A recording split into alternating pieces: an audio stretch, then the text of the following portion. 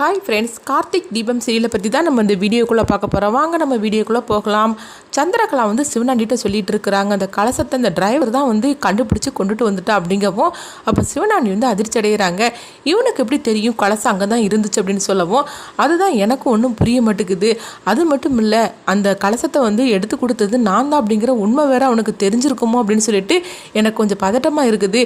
இந்த விஷயம் மட்டும் அக்காளுக்கு தெரிஞ்சிச்சுன்னா அவ்வளோதான், நம்ம போட்ட பிளான் எல்லாமே முடிஞ்சிடும் அப்படிங்கவும் உடனே சிவனாண்டி சொல்கிறாங்க, இங்கே பாரு, தேவையில்லாமல் அதை பற்றிலாம் நீ யோசனை பண்ணிகிட்டு இருக்காத, அப்படிலாம் கண்டிப்பாக இந்த விஷயம் தெரிஞ்சிருக்காது, அதனால நீயா கற்பனையாக ஏதாவது நினச்சிட்டு இருக்காது அப்படின்னு சொல்லவும், இல்லை எனக்கு என்னமோ பயமாக இருக்குது அப்படிங்கும்போது, இங்கே பாரு, அதை பற்றினே நினைக்காத, அடுத்தது என்ன நடத்தலாம் அப்படின்னு சொல்லிட்டு நம்ம அதை பற்றி யோசனை பண்ணுவோம் அப்படிங்கவும், அப்போ சந்திரகலா சொல்கிறாங்க, இல்லை இப்போதைக்கு நம்ம எதுவுமே செய்ய வேண்டாம், ஏன்னா அக்காவுக்கு நம்ம மேலே சந்தேகம் வந்துடக்கூடாது, அது மட்டும் இல்லாமல் இந்த டிரைவர் சும்மா இருக்க மாட்டேங்கிறான், நம்ம என்ன பண்ணாலும் சரிதான், அவன் கண்டுபிடிச்சிருவானு சொல்லிட்டு பயமாக இருக்குது, அதனால் கொஞ்ச நாளைக்கு நம்ம கொஞ்சம் அமைதியாக இருப்போம் அப்படிங்கவும், ஆமாம் சந்திரா, நீ சொல்கிறது கூட கரெக்டு தான் அப்படிங்கிறாங்க.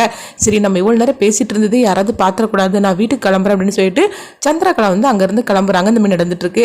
அடுத்து பார்த்தோம்னா அங்கே சாமுண்டீஸ்வரியை தான் காட்டுறாங்க. அவங்க வீட்டில் இருக்கும்போது எல்லாருமே இருக்கிறாங்க. அப்போ கார்த்திக் சாமுண்டீஸ்வரி நன்றி சொல்கிறாங்க, டிரைவர் நீ மட்டும் இல்லைன்னா அவ்வளோதான், இன்னைக்கு என்னுடைய குடும்ப கௌரவமே போயிருக்கும், சொல்ல போனாக்கி ஊர் மக்கள் அவ்வளோ முன்னாடி நான் தலை குனிஞ்சு இருக்கணும், ஆனால் அந்த கலசத்தை நீ எப்படியோ கண்டுபிடிச்சி நீ காப்பாற்றி எடுத்துகிட்டு வந்துட்ட, ஒன்னால தான் இன்னைக்கு எனக்கு இந்த பெருமை கிடைச்சது அப்படின்னு சொல்லவும், கும்பாபிஷேகமும் நல்லபடியாக முடிஞ்சுது, இது எல்லாத்துக்கான நீ தான் அப்படின்னு சொல்லிக்கிட்டு அவங்க கார்த்திக் நன்றி சொல்லிட்டு இருக்கிறாங்க. அப்போ எல்லாருமே சந்தோஷப்பட்டுட்டு இருக்கும்போது சந்திரகலா மட்டும் சொல்கிறாங்க, அக்கா என்னக்கா நீ இந்த மாதிரிக்கெல்லாம் பேசிகிட்டு இருக்கிற, சொல்ல போனாக்கி அது எப்படி அவன் மட்டும் கரெக்டாக காணாமல் போகுமா, அவன் கண்டுபிடிச்சி எடுத்துகிட்டு வந்துடுவானா, சொல்ல போனாக்கி கலசத்தை காணாமல் போனாக்கி நம்ம கம்ப்ளைண்ட் கொடுத்தா போலீஸ்காரங்க தேடி கண்டுபிடிச்சிட்டு வர்றதுக்கே 4-5 நாள் ஆயிரும், ஆனால் இவன் மட்டும் இப்படி கரெக்டாக எடுத்துகிட்டு வந்தான், ஏன்னா இவன் தானே அது ஒழிச்சே வச்சுருப்பான், உங்ககிட்ட நல்ல பேர் வாங்குறதுக்காக தான் இவன் எல்லாமே பிளான் போட்டு பண்ணியிருக்கிறான் அப்படிங்கவும், இது கேட்டதுமே ரேவதி சொல்கிறாங்க, சித்தி நீங்கள் அப்படிலாம் தப்பு சொல்லாதீங்க, இந்த கலசம் எங்கேருந்து தெரியுமான்னு சொல்லிட்டு நடந்ததெல்லாம் சொல்கிறாங்க. ரேவதி உனக்கு என்ன தெரியும், நீ சின்ன பொண்ணு, உனக்கு ஒன்றும் தெரியாது, ஏன் அந்த ஆட்கள் எல்லாமே இவன் ஏற்பாடு பண்ணின ஆட்களாக கூட இருக்கலாம், உனக்கு என்ன தெரிய போகுது அப்படிங்கும்போது, அப்போ சாமுண்டீஸ்வரி சொல்கிறாங்க, என்ன சந்திரகலா நீங்கள் தேவையில்லாமல் டிரைவர் மேலே எப்போ பார்த்தாலும் தப்பு சொல்லிட்டு இருக்கிற, அப்படிலாம் ஒன்று நடந்திருக்காது அப்படிங்கும்போது, இங்கே பாருக்கா, நீ முன்னாடிலாம் ஆம்பளைங்க எது செய்தாலும் சரி நீ வெறுப்ப, ஆனால் இப்போ இந்த டிரைவர் விஷயத்தில் மட்டும் நீ இந்த மாதிரிலாம் சப்போர்ட் பண்ணி பேசணும்னு சொல்லி நான் கொஞ்சம் கூட எதிர்பார்க்கவே இல்லை, ஏன் நீ இந்த மாதிரிலாம் இருக்கிற அப்படின்னு சொல்லவும், அது மட்டும் இல்லை இந்த டிரைவர் ரொம்பவே கொஞ்சம் மோசமானவனாக இருக்கிறான், ஏன் இந்த கலசத்தை நான் கூட எடுத்து வச்சிருப்பேன்னு சொல்லி என் மேலேயும் அவன் பழிய போடுவான், பழிய போட்டு நம்ம 2 பேரையும் பிரிப்பான், இப்படி எல்லா பிளானும் அவன் பண்ணுவான், பார்த்துக்கோ நீ அவனை நம்பாத அப்படின்னு சந்திரகலா சொல்லும் போது, அப்போ சாமுண்டீஸ்வரி சொல்கிறாங்க, இங்கே பாரு, நீ தேவையில்லாமல் இந்த மாதிரிலாம் பேசிகிட்டு இருக்காத அப்படின்னு சொல்லிட்டு அவங்க கார்த்திகிட்ட சொல்கிறாங்க, கார்த்தி நீ என்ன இருந்தாலும் சரி தான், இதில் நீ எந்த தப்பும் இல்லைன்னு சொல்லிட்டு நிரூபிச்சுட்ட, அதே மாதிரிக்கு அன்றைக்கி நிச்சயார்த்தம் நடந்ததுலேயும் எந்த தப்புமே இல்லைன்னு சொல்லிட்டு நீ கூடிய சீக்கிரத்திலே நிரூபிக்கணும் அப்படிங்கிறாங்க. இது கெட்டதுமே கார்த்தியும் நீங்கள் சொல்கிற மாதிரிக்கு நான் செய்திருந்தாமா அப்படிங்கும்போது, அது மட்டும் இல்லை நாளைக்கு பந்தக்கால் நடுவில் நம்ம ஏற்பாடு பண்ணிடலாம், அதனால சமந்தி வீட்டுக்கு ஃபோன் பண்ணி சொல்லிடணும் அப்படிங்கிறாங்க. உடனே பார்த்தோம்னா சாமுண்டீஸ்வரியோட பொண்ணுங்களாம் சொல்கிறாங்க, நாளைக்கு பந்தக்காலா, அப்போ நம்ம வீட்டில் கல்யாண காலை கட்டிடுச்சுது, நம்ம இன்னும் சந்தோஷமாக இருக்கலாம், ரொம்ப ஜாலியாக இருக்கலாம், நம்ம வீட்டில் இந்த அளவுக்கு ஃபங்க்ஷன்லாம் நடந்து எவ்வளோ நாள் ஆச்சுது அப்படின்னு சொல்லிட்டு எல்லாருமே ரொம்ப ஹாப்பியாக இருக்கிறாங்க. இந்த மாதிரி நடந்துட்டுருக்கு. அடுத்து பார்த்தோம்னா கார்த்தி ரூமுக்கு வந்துருந்தாங்க. அப்போ அவங்க மயில் வாகனம் வராங்க. கார்த்தி நீ எங்கே இருந்து இந்த கலசத்தை எடுத்துகிட்டு வந்த அப்படின்னு சொல்லி கேட்கும்போது, அது மட்டும் இல்லாமல் இதுக்கு யார் காரணம் அப்படின்னு சொல்லவும், உடனே கார்த்தி சொல்கிறாங்க, இதுக்கு வேறு யாரும் காரணம் கிடையாது, நம்ம வீட்டில் உள்ளவங்க தான் அப்படிங்கவும், என்னது நம்ம வீட்டில் உள்ளவங்களா, யாரும் எடுத்திருப்பாங்க அப்படின்னு சொல்லும்போது, வேறு யாரும் கிடையாது சந்திரகலா தான் அப்படிங்கிறாங்க. இதை கேட்டதுமே மயில் வாகனம் அதிர்ச்சி அடைகிறாங்க.